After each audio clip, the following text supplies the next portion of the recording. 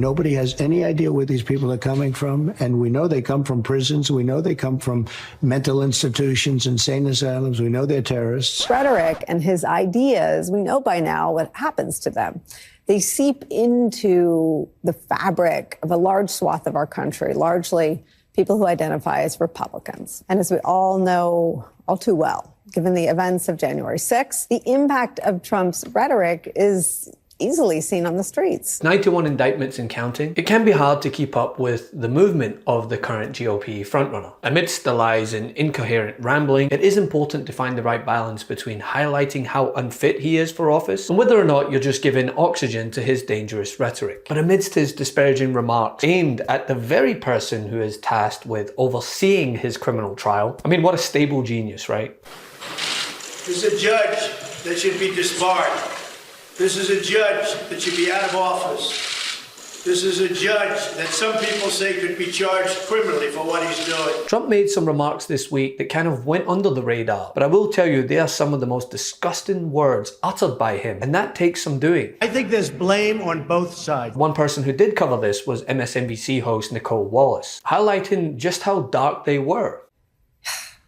Now there's an attack on migrants that has echoes to white supremacist rhetoric. On this program, we try our hardest not to ever amplify his most dangerous comments. But we're going to play them for you here today, right now, because we believe you should hear the comments from the man himself. Nobody has any idea where these people are coming from, and we know they come from prisons. We know they come from mental institutions, insane asylums. We know they're terrorists. Nobody has ever seen anything like we're witnessing right now. It is a very sad thing for our country. It's poisoning the blood of our country.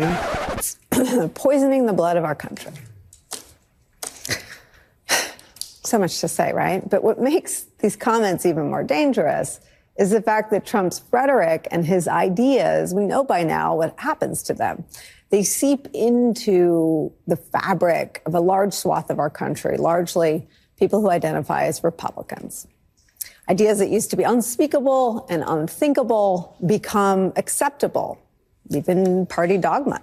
New York Times reports this, quote, the first time Trump talked privately about shooting missiles into Mexico to take out drug labs, as far as his former aides can recall, was early 2020. And the first time those comments became public was when his second defense secretary, Mark Esper, wrote in his memoir that Trump had raised it with him and asked if the U.S. could make it look as if some other country was responsible. Esper portrayed the idea as ludicrous. Yet instead of condemning the idea, some Republicans publicly welcomed word that Trump had wanted to use military force against the drug cartels on Mexican soil and without the consent of Mexico's government. Trump's notion of a military intervention south of the border has swiftly evolved from an Oval Office fantasy to something approaching Republican Party doctrine. And as we all know all too well, given the events of January 6th, when a mob of Trump supporters believing Trump's lies about the U.S. election results stormed the Capitol, the impact of Trump's rhetoric is easily seen on the streets. This is from Laura Barron Lopez, a White House correspondent for PBS, who told her viewers last night, quote, I checked with a historian, Ruth Ben-Gayat, and she said that language that he's using echoes language used in Nazi propaganda. The language that he used in that interview is the same or intended to evoke the kind of language that's been used by many who hold vicious anti-immigrant. His strategy remains as it was in 2016. When questions mount over his legal troubles, he leans into the racism and bigotry and doubles down on the violent rhetoric, all to rile up the noise from the most extreme parts of his base and drown out everything else. Now, of course, there will be the always Trump crowd who just downplay these remarks and say that everyone who's outraged are just reactionary. But as we've seen on countless occasions, it's not just the rhetoric from Trump that's dangerous, it's the violence that he incites. I certainly don't incite violence. Knock the crap out of him. Like to punch him in the face. I don't condone violence, and I don't talk about violence. I would have done well, but I would have been boom, boom, boom. I'll beat that. I don't know if I'll do the fighting myself or if other people will. Maybe he should have been roughed up because it was absolutely disgusting what he was doing. If you see somebody getting ready to throw a tomato, knock the crap out of them, would you? Seriously. like to punch him in the face, I'll tell you. Try not to hurt him. If you do, I'll defend you in court. Don't worry about it. In the good old days, this doesn't happen because they used to treat them very, very rough. Whether it be towards marginalized groups or the most obvious example where people were literally branded with his name across their head, attacking the very foundations of democracy that they claim to uphold. Joe Biden, he lost the election and he knew it. To become the president. He betrayed millions of Americans by telling them the election was stolen. Stop the steal. He ignored the rulings of dozens of courts. Rather than accept his defeat, he mobilized a mob to come to Washington and march on the Capitol. Then he watched on television while the mob attacked law enforcement, invaded the Capitol, and hunted the vice president. He refused for 3 hours to tell the mob to leave. There has never been a greater dereliction of duty by any president. And the ironic thing is, even those who strapped on a Velcro spine and condemned the actions on January 6th, blaming Trump for his role in inciting that insurrection. Last week's violent attack on the Capitol was undemocratic, un-American, and criminal. Violence is never a legitimate form of protest. The president bears responsibility for Wednesday's attack on Congress by mob rioters. He should have immediately denounced the mob when he saw what was unfolding. These facts require immediate action by President Trump. Accept his share of responsibility, quell the brewing unrest, and ensure President-elect Biden is able to successfully begin his term.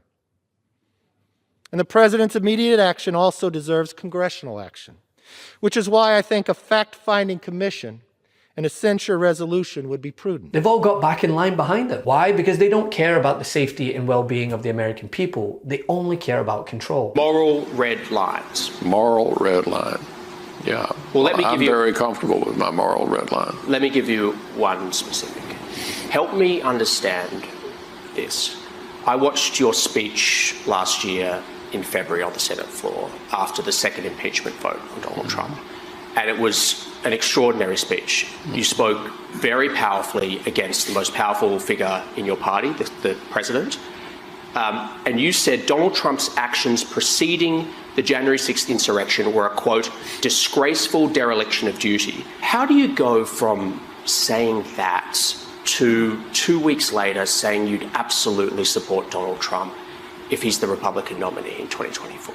Well, as the Republican leader of the Senate, it should not be a front-page headline that I will support the Republican nominee for president. After you've said that about him, I think it's astonishing. I think I have an obligation to support the nominee of my party.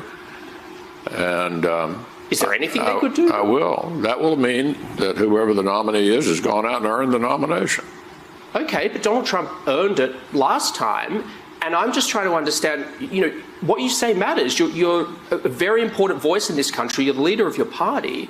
And you seem to hold two concurrent, conflicted positions. As we move into 2024, you can expect more disgusting comments from Trump and more silence from Republicans. And pretending that it's ineffective doesn't work. Calling it what it is, bigotry, is the only option. Hey Meidas Mighty, love this report? Continue the conversation by following us on Instagram @MeidasTouch to keep up with the most important news of the day.